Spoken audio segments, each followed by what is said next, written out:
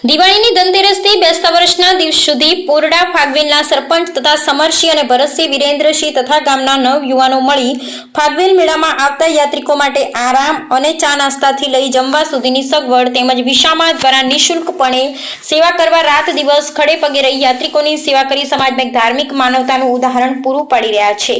કલ્પેશભાઈ પારેખ, ફાગવેલ। ધન્યવાદ। Crime petrol Kalpeshbhai Parekh અમારા ગામના જે વડીલ છે એ અત્યારે હાલ આમાં જોઈન્ટ છે અને જે આ જે કાર્ય કરે છે જે અમારે લાઈવમાં લીધા છે અત્યારે હાલ અમારા સરપંચ યુવા અને બાકી આ બધા અમારા યુવાનો જ જે આ બધા સરપંચ અમારા શ્રી અજયભાઈ રાઠોડ બાકી અમારા મિત્રો છે બધા જે યુવાનો જે એક થોડો રૂપિયો કરીને આ બધું જ પ્રોગ્રામ બનાવ્યો છે અને એનું બહુ સરસ એ આયોજન છે અને જે આ જે બધા આવે છે આપણા બધા યાત્રાળુઓ એમને પણ આ ગમે છે।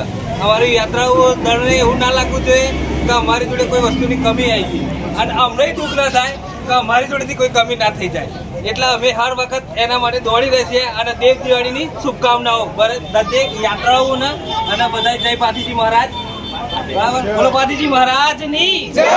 છેલ્લા 10 વર્ષથી અહીંયા વિસામાનું આયોજન થઈ રહ્યું છે તો અહીંયા જે વિસામા દ્વારા જે સેવાઓ આપવામાં આવે છે બહુ સરસ સેવાઓ આપવામાં આવે છે।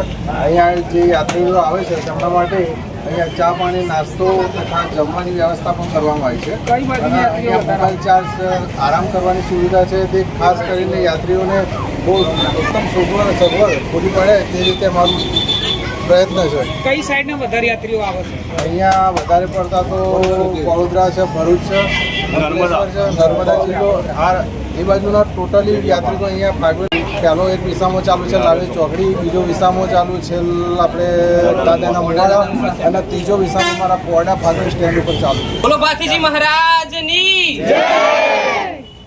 સૌ પ્રથમ તો દેવ દિવાળીની સર્વે યાત્રાળુ અને ભક્તોને શુભકામનાઓ।